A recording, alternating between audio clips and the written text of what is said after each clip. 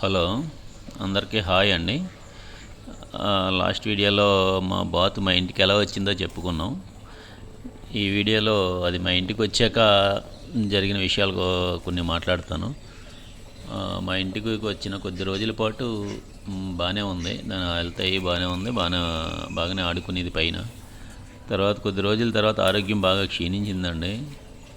క్షీణించడం అంటే కొద్దిగా కాదు, అది కేజీ వెయిట్ ఉండి బాతు పావు కిలో కన్నా తక్కువ అయిపోయింది. అది ఏంటో ఎలా తగ్గిపోయింది, అదే ఎన్ని రోజుల్లో కాదు, కొద్ది రోజుల్లోనే 4 రోజుల పాటు ఆహారం తీసుకోలేదు. మొదట ఏంటి ఆహారం తీసుకోవట్లేదు అనుకున్నాం. తర్వాత దానికి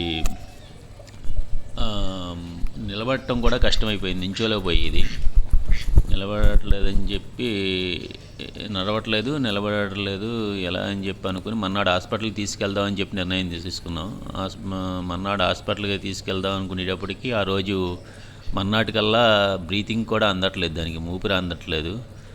అయినా అప్పుడు హాస్పిటల్కి తీసుకుని వెళ్తే హాస్పిటల్లో డాక్టర్ గారు చూసి, అమ్మో ఇది బ్రీతింగ్ ఊపిరి అందట్లేదండి, దీనికి ముక్కుల్లో పీల్చుకోలేకపోతుంది, నోరావలించేసి ఉంచింది, బతకడం కష్టం అని చెప్పి అన్నారు.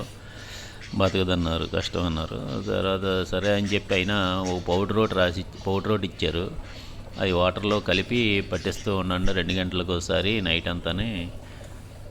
ఒకవేళ పొద్దున్న దాకా బతికుంటే కనుక పొద్దుట చిల్లకల్లోనే మీ ఒక డాక్టర్ అమ్మ గారు ఉంటారు, ఆవిడ బాగానే చూస్తారని చెప్పారు. ఆవిడ దగ్గర తీసుకెళ్ళండి అన్నారు.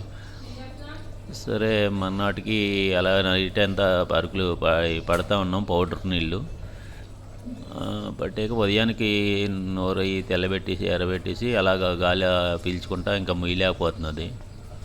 కాళ్ళు చచ్చిపడిపోయి అలాగే ఉన్నాయి, పడిపోయి తిరగబడి అలాగే ఉంది. సరే హాస్పిటల్కి తీసుకెళ్తే పాపం అక్కడ డాక్టర్ అమ్మ గారు చాలా బిజీగా ఉన్నారు, పశువులు అవి ఫుల్గా ఉన్నాయి చిలకల్లో. ఆవిడ అయినా సరే చూశారు, వచ్చి ఒక నిమిషం ఉండండి అని చెప్పి వచ్చి చూసి, అబ్బో సీరియస్గా ఉంది, ఇలాంటివి ఫేస్ చేశాను కానండి, పర్లేదు సీరియస్గా ఉందని చెప్పి ఇంజక్షన్లు అవి చేశారు. 3 ఇంజక్షన్ల దాకా చేశారు. చేసి మళ్ళీ కొన్ని అరికలు అవి రాసి ఈ ఆవిడ దగ్గర ఉన్నాయి కూడా ఇచ్చి కొంచెం సిరంజీ కూడా ఇచ్చారు. దాంతో పట్టించండి, వేస్ట్ అవ్వదు, నోట్లోకి అవి వెళ్ళవు కదా అని చెప్పి సిరంజితో పడతా ఉండండి 2 వారాల దాకా అని చెప్పారు. చెప్తే ఇంకా తీసుకొచ్చాక 2 రోజులకి ఆ ఇంజక్షన్ల వల్లే కొంచెం తేడా వచ్చింది, కోలుకుంది. తర్వాత 2 వారాల పాటు అలాగా దానికి సిరంజితో అరుకులయ్యి పడతా ఉన్నాం. 2 వారాలకే పూర్తిగా కోలుకుంది. ఇంకా దానికి పూర్తిగా అంటే అంతకుముందు కన్నా తెలివిగా మారింది, కొంచెం తెలివితేటలతో ఇంకా చురుగ్గా మారింది. మరి ఇప్పుడు ఇంట్లో అది పెత్తనం కోసం చూస్తుంది.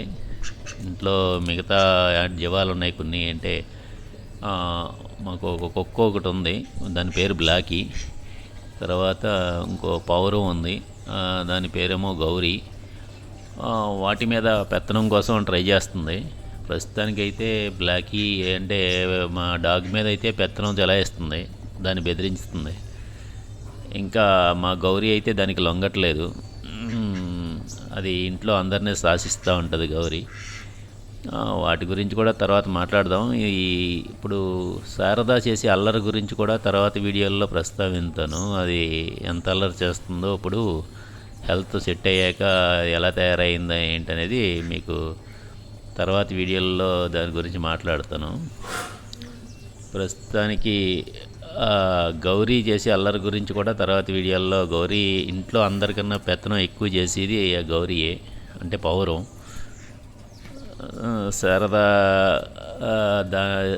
శారదాకి గౌరీ అంటే బాగా ఇష్టం, పౌరం అంటే.